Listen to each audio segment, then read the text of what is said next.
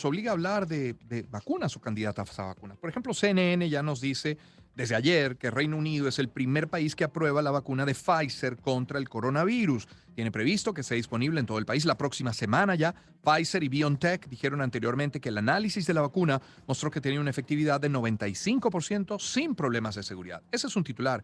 Otro es de Reuters, que nos tiene que las primeras dosis de vacunas de AstraZeneca llegarán a Brasil en febrero, según el ministro de la Salud de ese país. Pero, por ejemplo, en EFE leemos que la Unión Europea advierte contra una superpropagación navideña si se relajan las medidas, eso F.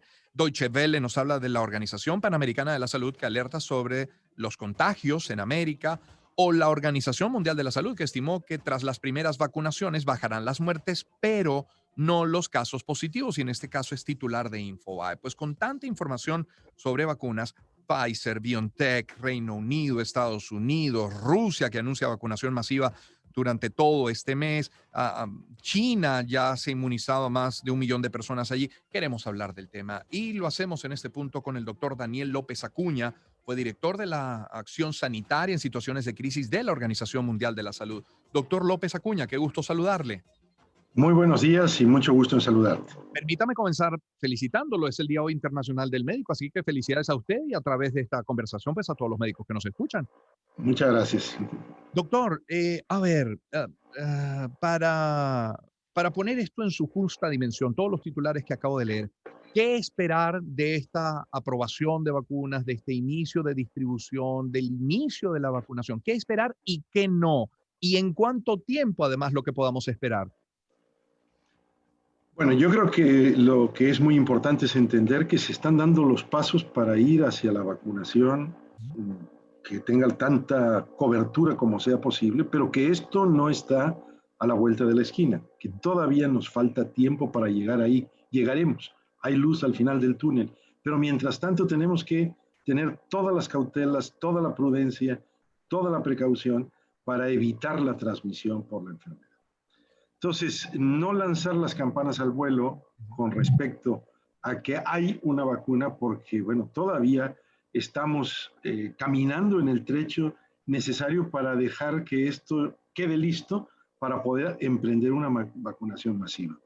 Y por eso las alertas del Centro de Control de Enfermedades para Europa, de la Organización Mundial de la Salud, de la Organización Panamericana de la Salud, en el sentido de que hay que ser muy cautelosos levantando las restricciones, hay que ser cautos, prudentes, restrictivos, especialmente en esta temporada navideña y de fiestas, porque de no hacerlo podemos dar los pasos muy firmes hacia una tercera ola. Y es lo que antes de que la vacuna pueda estar lista. Y esto pues es lo que quisiéramos evitar a toda costa, pero requiere sacrificios y requiere disciplina y requiere responsabilidad ciudadana. Algún país, Reino Unido, ya aprueba alguna de las candidatas a vacuna. En otros casos ya anticipan que para el primer trimestre del año que viene van a recibirlas. En el caso de Brasil, como acabo de leer, ya en algún país como por ejemplo China se está comenzando la vacunación. ¿En cuánto tiempo realmente la población de América Latina va a tener acceso a esas vacunas y a qué precio además? Porque viene ahora, luego de este punto, imagino, doctor, una fase de producción, pero de producción masiva, de distribución, de que esa vacuna pueda efectivamente llegar hasta el pueblito más recóndito en la selva brasileña, por ejemplo. Así es.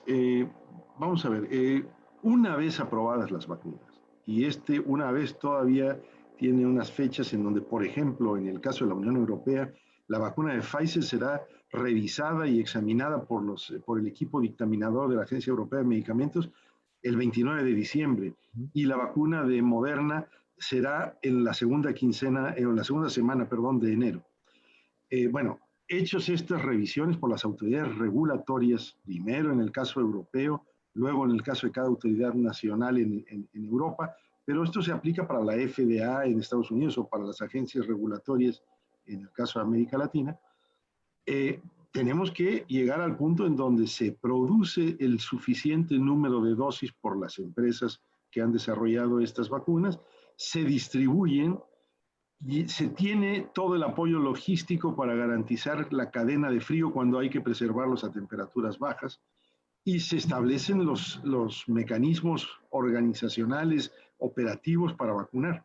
primero a las poblaciones más prioritarias, porque no todas las dosis van a estar listas al mismo tiempo, iremos teniendo una, digamos, una llegada paulatina de dosis y habrá que hacer lo que se ha discutido aquí en España, lo que se está discutiendo en Europa, en muchos países, una priorización de grupos que deben recibirla. Pero dicho todo esto, yo pienso que estaremos en condiciones de vacunar a grupos prioritarios entrado el primer trimestre o a fines del primer trimestre del 2021 y que la vacunación completa para la totalidad de la población pues va a tomarnos todo el año 2021. Así que tenemos un poco un solapamiento de las fases graduales de vacunación y las fases en las que tenemos que tener mucha cautela para no tener una transmisión intensificada del virus a través de medidas de protección. Doctor, ¿eso significa que para finales del año 2021 es cuando veamos caer esa curva? ¿En eso se traduce? Sí, yo pienso que a finales del 2021 es que tendremos la protección de grupo suficiente para ver caer las curvas de la pandemia sin tener, como dicen, dientes de sierra, es decir, elevaciones y descensos o picos y valles en la curva. En estos momentos, en el caso de Europa, se está en plena segunda ola con una segunda curva intensificada, pero hay mucho temor de que por la relajación de medidas en la temporada navideña podamos incurrir en una tercera oleada o pico de la curva antes de que la vacuna esté disponible. Y la prioridad, doctor, esas personas vulnerables, ¿quiénes son? ¿Es el personal médico? ¿Son los ancianos? ¿Quién más? En estos momentos, la prioridad fundamental para iniciar es todos aquellos grupos de población que están sujetos a mayor severidad de la enfermedad o riesgo de muerte. En este sentido, las personas mayores, especialmente personas mayores con patologías concomitantes y al mismo tiempo, debo decir, que tienen el riesgo más intensificado de fallecer. Entonces, lo que queremos es evitar muertes con la aplicación prioritaria de la vacuna en grupos de mayores y muy especialmente los grupos de mayores que viven en residencias geriátricas, en donde hay todavía un riesgo intensificado por el contacto y el contagio. Pero también son trabajadores sanitarios y sociosanitarios que tienen un alto riesgo de contagio al estar ocupándose de las personas con COVID, pero también que tienen el riesgo de transmitir a pacientes no COVID por el contagio que se puede producir en los ámbitos hospitalarios. Entonces, proteger a estos colectivos al inicio es fundamental, pero después hay que seguir adelante con personas de mayor riesgo por enfermedades preexistentes, distintos grupos de edad, y habrá que llegar a la vacunación total, incluidos los niños. Es decir, por ejemplo, en España, la estimación es que habrá que vacunar a lo largo del periodo del 2021 para poder dar cobertura total a la población a unos 35 millones de personas. Y bueno, esto variará de acuerdo a cada país y a la prevalencia que ha tenido la enfermedad hasta ahora, a la penetración que ha tenido el virus, pero estamos hablando de que los países van a tener que vacunar pues entre un 80 y un 90% de su población para poder conseguir la protección de las personas. Ahora bien, un tema que sí que todavía tenemos que clarificar porque no está suficientemente explicitado es cuál va a ser esa eficacia que generen las vacunas, es decir, de qué nos van a proteger. Nos van a proteger del riesgo de enfermedad severa, hospitalización y muerte, qué bueno que así sea, pero no es lo único. O nos van a proteger, que sería lo deseable, de infección por el virus. Es decir, que nos van a defender o a generar barreras inmunológicas para no ser infectados y como consecuencia no transmitir. Claro. Porque si la vacuna solo nos atenúa la enfermedad, pero no quita la posibilidad de transmisión. Claro. Ahí tenemos una situación en donde la vacuna ayuda a un buen pronóstico de quienes se enferman, pero no controla la infección comunitaria. Además, ¿de qué nos va a proteger y durante cuánto tiempo, cierto, doctor? Y encima, de durante cuánto tiempo, exactamente, que no está todavía establecida la duración de esa inmunidad.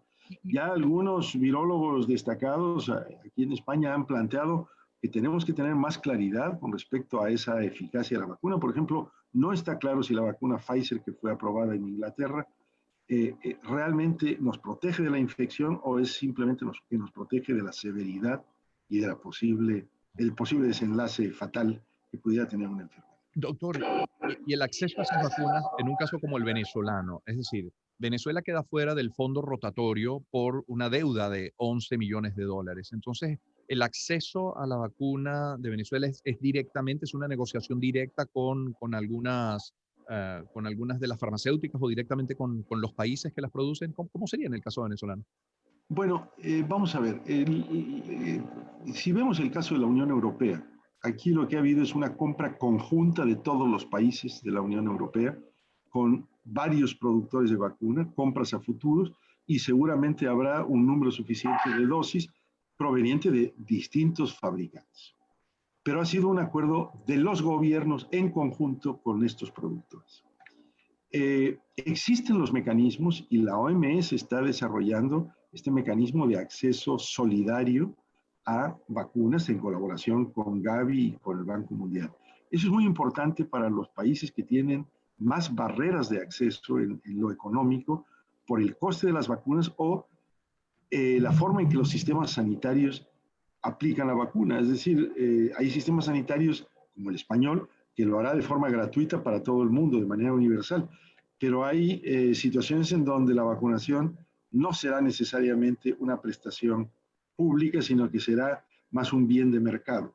Pero esta es otra de las barreras, pero tenemos que visualizar con toda claridad que lo importante es que los países tengan acceso. Eh, bueno, en la región de las Américas por años ha existido el fondo rotatorio para vacunas. Pero claro que, por supuesto, para poder acceder a ello, pues hay que cumplir con los compromisos. Eh, hay negociaciones que se pueden hacer de forma directa. Los fondos rotatorios siempre han sido una ventaja porque disminuyen costes Costos, claro. y permiten una compra consolidada. Entonces, bueno, va a quedar muy al arbitrio de cada país cómo se comporta, pero yo creo que hay un buen esfuerzo a través de una facilidad internacional que haga una compra consolidada a menores costes, pero en el marco de un fondo rotatorio o de un esquema multilateral para la adquisición. Ujú. Yo creo que entonces la conclusión, doctor, como en tres tiempos. No, por una parte, es una buena noticia todo lo que hemos escuchado en las últimas horas sobre estas candidatas a vacunas. Luego, el llamado que hacía usted al inicio de cuidarnos, sobre todo en esta época de Navidad, de mayor movilidad, así que mayor protección personal, para luego y en un tercer tiempo evitar una segunda o tercera ola, ¿cierto? Correcto, correcto, es así.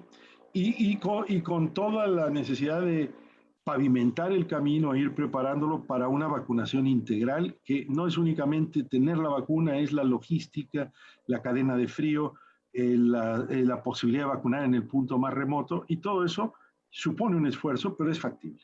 Claro. Doctor, muchísimas gracias por acompañarnos hoy y reiterarle la Encantado. felicitación, Día del Médico hoy. Muchísimas gracias. Muchas gracias, hasta luego. Daniel López Acuña fue director de Acción Sanitaria en Situaciones de Crisis de la Organización Mundial de la Salud.